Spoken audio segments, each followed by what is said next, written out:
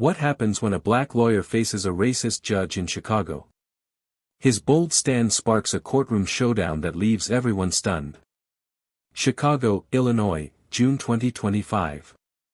The city's summer heat pressed against my skin like an old grudge as I, Marcus Davis, a 57-year-old black lawyer, adjusted my tie outside the Cook County Courthouse. That morning, I'd helped a neighbor's kid fix his busted bike, his grin reminding me why I fight every day, to give our youth a shot at a future. Being black in Chicago is like walking a tightrope over a pit of vipers, one misstep, and you're done. I was headed to defend a client, but I had no clue the real fight would be for my own dignity. The courtroom smelled of polished wood and stale coffee, its high ceilings echoing with the weight of history. I settled at the defense table, my briefcase open, files crisp and ready. My client, Trevor, a 22-year-old black kid accused of theft, sat beside me, his eyes wide with fear but trusting.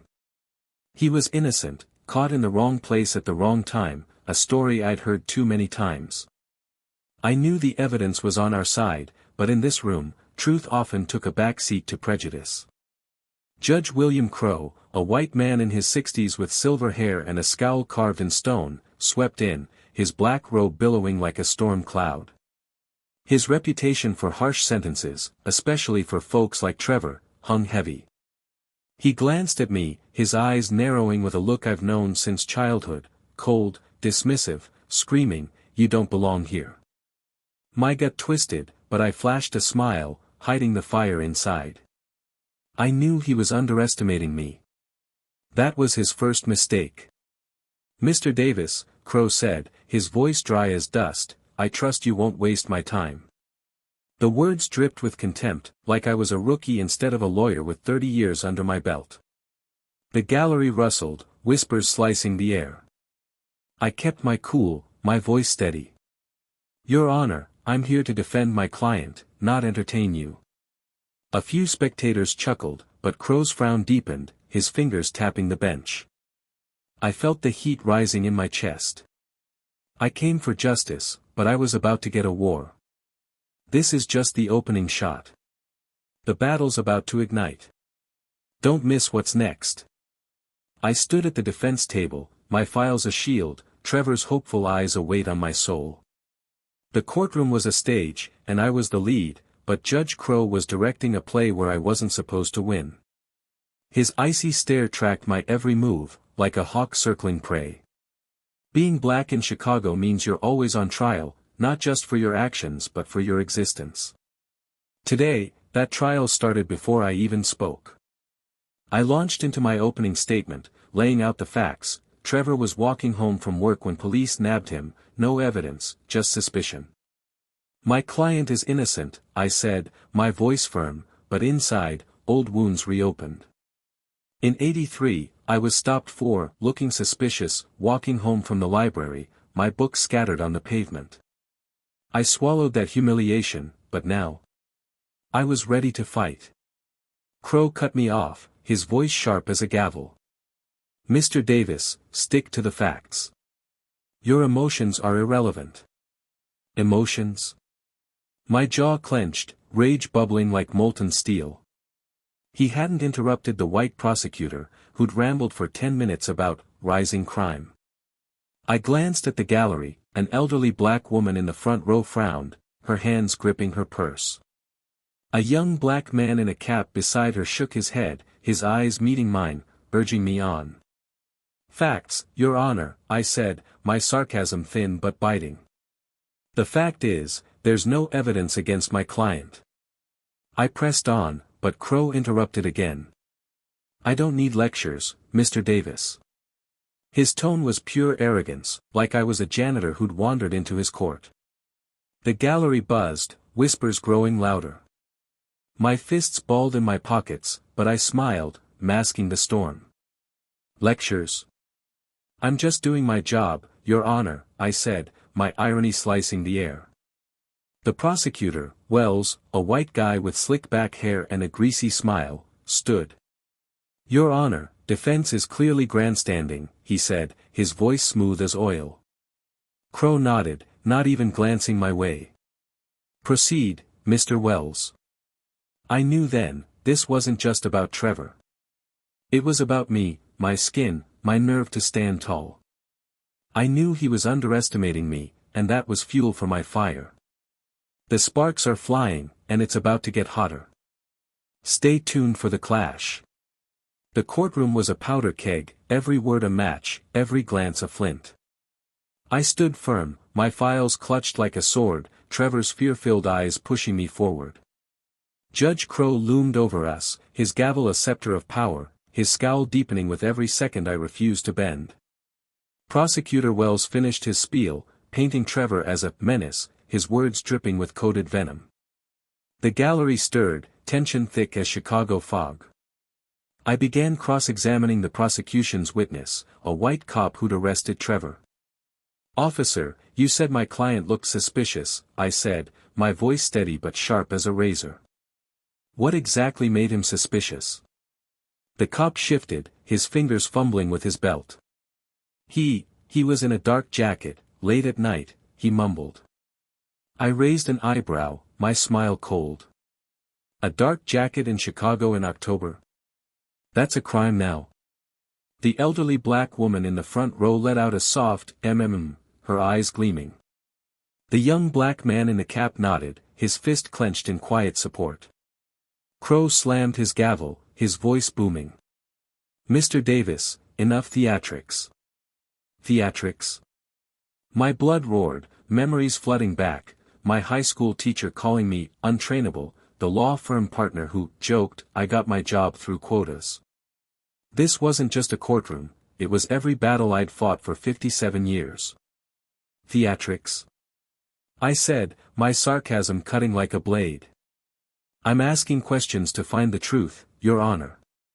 Or is truth not welcome here?" The gallery gasped, whispers erupting like wildfire. The young man in the cap leaned forward, his eyes shouting, "Keep going." Crow leaned forward, his face flushed. "You're out of line, Mr. Davis. One more word, and I'll hold you in contempt." Contempt? My chest burned, images flashing, my dad beaten for disobeying, in the 60s, my sister humiliated at a store for looking suspicious, in the 90s. This wasn't just a threat, it was a dare to break me. Out of line. I said, my voice steel. "I'm defending an innocent man while you defend your bias." The gallery exploded, cheers clashing with boos. The elderly woman clapped, her voice ringing, "Speak, son." Wells jumped up, his face red. "This is outrageous, Your Honor." Crow raised his hand, his eyes blazing. "Mr. Davis, you're on thin ice." I knew he was underestimating me, but I was ready to burn this courtroom down if it meant justice for Trevor. The fire's raging now. You won't believe what's next. Stay locked in. The courtroom was a cauldron, boiling with rage and hope, every voice a bubble ready to burst. I stood tall, my files a battered shield, my heart pounding like a war drum. Trevor's eyes, wide with fear but clinging to faith, anchored me. Crow's face was a storm, his gavel trembling as he fought to keep control. Wells, his slick hair now mussed, glared at me, his confidence cracking. The elderly black woman's claps echoed in my ears, her voice, "Speak, son." A battle cry. The young black man in the cap's nod was a silent vow, and I felt their strength, like ancestors standing behind me. A white man in a suit stood, his voice booming. "This is a disgrace. He's disrespecting the court." His words stung, the same venom I'd heard in '83 when a cop slammed me against a wall for daring to look him in the eye. I turned, my sarcasm sharp as a switchblade. "Disgrace? Try living my life, sir, then we'll talk about disgrace." The elderly woman shouted, "Tell him, son," and the young man clapped, his voice cutting through, "Truth hurts, man." Crow slammed his gavel, his voice a roar. "Silence, or I'll clear the courtroom." But the gallery didn't quiet, their murmurs swelling like a river breaking its banks. A middle-aged white woman in the back stood, her voice shaky. Maybe he's right. This doesn't feel fair." Her words were a crack in the dam, and I saw nods ripple through the crowd. A black man in his 40s, sitting near the front, spoke up, his voice steady. "We're tired of this, Judge. Let him speak." The gallery erupted, cheers clashing with jeers, a storm of voices. Wells lunged forward, his face twisted. "Your Honor, he's inciting chaos." "Inciting?" I laughed, cold and bitter. "Chaos?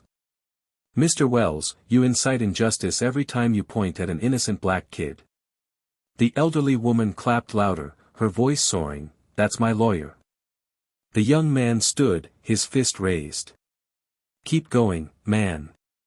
Even the white woman's husband, who tried to shush her, stayed silent, his face uneasy. I faced Crow, my voice a blade. "You can silence them, Your Honor, but you won't silence me." My phone was in my pocket, the call I'd made earlier a grenade waiting to detonate. This wasn't just about Trevor, it was about every black soul who'd been judged before they spoke. I knew he was underestimating me, and I was ready to prove him wrong. The crowd's alive, and the fight's escalating. Don't miss what's coming. The courtroom was a battlefield, every shout a cannon, every glare a bullet. My heart thundered, but I stood firm, my files clutched like a lifeline, my resolve unbreakable. Trevor's trembling hands, his eyes locked on me, were a reminder of why I couldn't back down. Crow's face was a furnace, his eyes burning with fury, his gavel a weapon he wielded like a tyrant. Wells, his composure crumbling, paced like a caged animal, his slick smile gone. The elderly black woman's voice, "That's my lawyer," rang in my ears, her claps a rhythm to my fight. The young black man's raised fist, the white woman's hesitant support, the black man's bold stand, they were my soldiers, my strength. Crow leaned forward, his voice a growl. "Mr. Davis, apologize for your conduct, or you'll spend a night in lockup." Lockup? My blood roared, memories crashing in, my dad's bruised face after a routine stop in '65, my own arrest in '83 for daring to question a cop's authority. This wasn't a threat, it was a declaration of war. "Apologize?" I said, my sarcasm a blade. "Your Honor, I'd apologize if you had the guts to face the truth." The gallery gasped, cheers erupting like thunder. The elderly woman shouted, "Don't bend, son," and the black man in his 40s clapped, his voice booming, "We've had enough." A white man in a polo shirt yelled, "Throw him out. He's ruining justice." Ruining justice? I spun toward him, my voice dripping with irony. "Justice? Your justice has been breaking us for centuries, sir." The young black man stood, his voice fierce. "Say it louder, man." The white woman in the back nodded, her voice soft but clear. "It's not right." The gallery was a storm, half cheering, half jeering, their phones filming every second. Wells seized the moment, his voice shrill. "Your Honor, he's out of control." Crow raised his hand, his eyes blazing. "Mr. Davis, you're this close to contempt." I felt the weight of that word, contempt, the same contempt I'd faced my whole life. I pulled out my phone, my fingers steady. "Contempt?" I said, my voice low and lethal. "I'm just getting started, Your Honor." The gallery held its breath, and I knew he was underestimating me, but the threat was real, and I was ready to meet it head-on. The threat's real, and the stakes are sky-high. You gotta see what's next. The courtroom was a fault line, ready to split, every voice a tremor, every glare a crack. My phone was in my hand, a ticking bomb, my heart pounding like a freight train. Trevor's eyes, filled with hope and dread, kept me grounded. Crow's face was a mask of rage, his knuckles white around his gavel, his authority slipping like sand through his fingers. Wells was unraveling, his pacing frantic, his eyes darting like a man who knew the walls were closing in. The elderly black woman's claps were a war drum, her voice, "Don't bend, son." A call to arms. The young black man's fist, the white woman's nod, the black man's stand, they were my lifeline in this chaos. A white woman in a floral dress stood, her voice shrill. This is chaos. He's disrupting everything. Her words echoed the same refrain I'd heard too often: sit down, shut up, disappear. My chest burned, memories flashing, the '83 arrest, the cop's sneer, know your place, boy. I turned to her, my sarcasm cold as ice. Chaos? Lady, try being black in Chicago, then we'll talk disruption. The elderly woman shouted, preach, son, and the black man in his 40s nodded, his voice firm. She don't get it, brother. Crow slammed his gavel, his voice a bellow. Order. I'll have order. But the gallery was a wildfire, their shouts and claps drowning him out. A young white man in the back stood, his voice hesitant. Maybe the judge is being unfair. His girlfriend tugged his arm, but he held firm, and I felt a flicker of hope. The black man in his 40s spoke again, his voice like thunder. We're done being silent, Judge. The gallery split, half cheering, half booing, a storm of voices. Wells lunged forward, his face twisted. Your Honor, he's inciting a riot. A riot? I laughed, bitter and fierce. A riot? Mr. Wells, you've been rioting against justice your whole career. The elderly woman clapped, her voice soaring, that's the truth. The young black man stood, his voice fierce. Keep it real, man. The crowd was a tidal wave, and I was riding its crest. I faced Crow, my voice a blade. You can threaten me all you want, Your Honor, but I'm not leaving until Trevor gets justice. My phone burned in my pocket, the call I'd made earlier a storm waiting to break. I knew he was underestimating me, and that was his fatal flaw. The divide's deep, and the fight's fierce. Don't miss what's coming. The courtroom was a hurricane, every shout a gust, every glare a lightning bolt. My heart pounded like a war drum, but I stood unyielding, my files a battered shield, my resolve a fortress. Trevor's trembling hands, his eyes locked on me, were my reason to keep fighting. Crow's face was a furnace, his gavel shaking as he fought to hold his crumbling throne.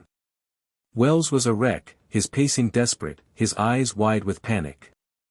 The elderly black woman's voice, that's the truth, echoed like a gospel hymn, her claps a rhythm to my rebellion. The young black man's raised fist, the white woman's quiet support, the black man's bold stand, they were my army, growing stronger by the second. Crow leaned forward, his voice a snarl. Mr. Davis, you're one step from jail. Apologize, or face the consequences. Jail. My blood roared, memories crashing in, my dad's arrest in '65 for daring to march, my own in '83 for questioning a cop's badge. This wasn't a threat, it was a gauntlet thrown at my feet. Apologize? I said, my sarcasm sharp as a blade. Your Honor, I'd apologize if you had the spine to judge fairly. The gallery erupted, cheers shaking the walls. The elderly woman shouted, stand tall, son, and the black man in his 40s clapped, his voice booming, we ain't backing down. A white man in a suit yelled, he's a disgrace to the law. His words cut, but I'd heard worse. I turned, my irony cold. Disgrace? Your law's been disgracing us for generations, sir. The young black man stood, his voice fierce. Say it, man. The white woman in the back stood again, her voice firm. This isn't justice. Her husband stayed silent, his face pale, and I felt the tide turning. Wells lunged forward, his voice shrill. Your Honor, he's turning this into a circus. A circus? I laughed, raw and defiant. A circus? Mr. Wells, you've been clowning justice your whole life. The elderly woman clapped louder, her voice soaring, that's my man. The gallery was a storm, half cheering, half jeering, their phones filming the battle that would echo beyond these walls. I pulled out my phone, my fingers steady. You're out of time, Your Honor, I said, my voice a warning shot. This court's about to face the truth. The gallery held its breath, and I knew he was underestimating me, but the storm was here, and it was about to break. The storm's breaking, and it's massive. You gotta see what's next. The courtroom was a volcano, ready to erupt, every voice a rumble, every glare a spark. My phone was a grenade, my call a fuse burning down, my heart a furnace of rage and hope. Trevor's eyes, wide with faith, kept me anchored. Crow's face was a mask of fury, his gavel trembling as his power slipped away. Wells was a shadow of himself, his pacing frantic, his eyes darting like a trapped animal's. The elderly black woman's claps were a war cry, her voice, "That's my man." A beacon in the chaos. The young black man's fist, the white woman's stand, the black man's defiance, they were my shield, my strength. The doors swung open, and the room froze. A woman in a sharp gray suit strode in, her steps echoing like a drumbeat, her presence a thunderclap. I knew her, Alice Jones, my colleague, my sister in arms, a warrior who'd fought beside me through every storm. Her eyes met mine, and I smiled, not warm but fierce, the kind that says, "Hold on, it's about to go down." "What is this intrusion?" Crow roared, his voice cracking, his face flushed. Alice stepped forward, her voice calm but cutting like a scalpel. "Your Honor, I'm here to ensure justice in this courtroom." The gallery gasped, whispers exploding like fireworks. The elderly woman shouted, "Yes, sister," and the young black man clapped, his voice booming, "They're in trouble now." Crow slammed his gavel, his face a storm. "State your name and purpose." Alice smiled, her eyes cold as Chicago wind. "Alice Jones, attorney and member of the Judicial Ethics Commission. I'm here regarding complaints of bias in this trial." The gallery erupted, cheers drowning out boos. The black man in his 40s stood, his voice thunderous. "Time's up, Judge." The white woman clapped, her voice clear, "This is right." Wells staggered, his face ashen. "This is absurd," he stammered, but his voice was a whisper against the crowd's roar. I turned to Crow, my sarcasm a blade. "Trouble, Your Honor. Looks like justice just walked in." The gallery roared, and I knew he was underestimating me, but the game had changed, and I was ready to end it. "The Allies here, and the tide's turning. Don't miss the final showdown." The courtroom was a crucible, every shout a flame, every glare a spark ready to ignite. I stood beside Alice, her gray suit a symbol of justice, her eyes a storm ready to strike. My heart pounded like a war drum, my files a battered flag, my resolve a mountain. Trevor's eyes, shining with hope, fueled me. Crow's face was a ruin, his gavel still, his authority crumbling like ash. Wells was a ghost, his hands trembling, his eyes wide with dread. The elderly black woman's voice, "Time's up, Judge," rang like a bell, her claps a rhythm to our rebellion. The young black man's fist, the white woman's applause, the black man's stand, they were my chorus, singing truth to power. Alice stepped forward, her voice a blade. "Your Honor, we have evidence of bias in this trial, including past rulings showing racial discrimination." The gallery exploded, cheers shaking the walls. The elderly woman cried, "Hallelujah, sister." The black man in his 40s shouted, "Tell it." The white woman stood, her voice firm, I knew it wasn't fair. Even the young white man who'd hesitated earlier clapped, his girlfriend nodding beside him. Crow's face went white, his voice a croak. "This is preposterous. You have no authority." But his words drowned in the crowd's roar. I stepped forward, my voice thunder. "Preposterous? Your Honor, what's preposterous is judging my client for his skin, not his actions."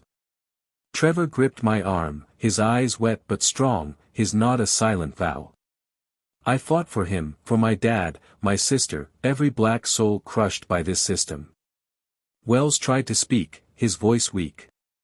"This is slander," he stammered, but the gallery drowned him out. Alice opened her folder, her movements precise as a surgeon's. "We demand an immediate review of this case and an investigation into your conduct," she said, her voice slicing through the chaos. The gallery roared, applause a tidal wave. The elderly woman stood, her hands clasped.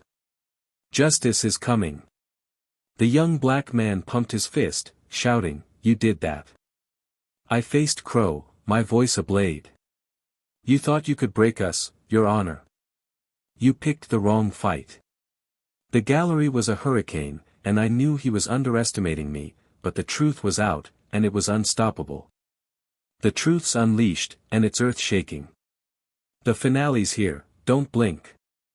The courtroom was a battlefield, smoke still rising, victory ours.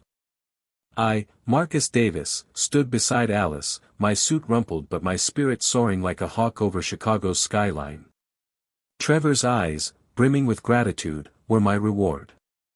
Crow was a broken man, his face ashen, his gavel a useless relic, his throne toppled.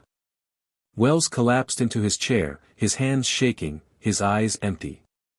The elderly black woman's claps were a victory march, her voice, "Justice is coming." A hymn of triumph. The young black man's fist, the white woman's applause, the black man's shout, they were my choir, singing a song of justice that echoed beyond these walls. Alice held her folder, her voice a thunderclap. "Your Honor, the Judicial Ethics Commission is launching a full investigation into your conduct. This trial is suspended pending review." The gallery erupted, cheers shaking the rafters. The elderly woman shouted, "Praise God." The black man in his 40s clapped, his voice booming, "You're done, Judge." The white woman wept, her husband silent, their faces stunned. The young white man stood, his voice clear, "This is right." I stepped forward, my voice a blade. "I'm Marcus Davis, founder of Davis Legal Group, the firm funding this commission." The gallery gasped, a shockwave rippling through the crowd. Crow's jaw dropped, his hands trembling. I didn't know," he stammered, but I cut him off, my sarcasm cold. "Didn't know? You didn't need to know who I was to judge fairly, Your Honor." Wells buried his face in his hands, his voice a whimper.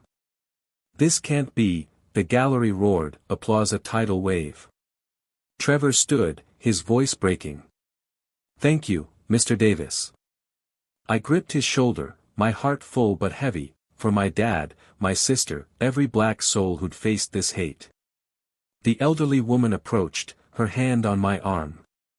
"You made us proud, son," she said, her eyes shining. The young black man shook my hand, his voice firm, "You're a legend, man." I turned to the gallery, my voice a clarion call. This isn't just my win. It's for every black person told to stay silent. We're done bowing.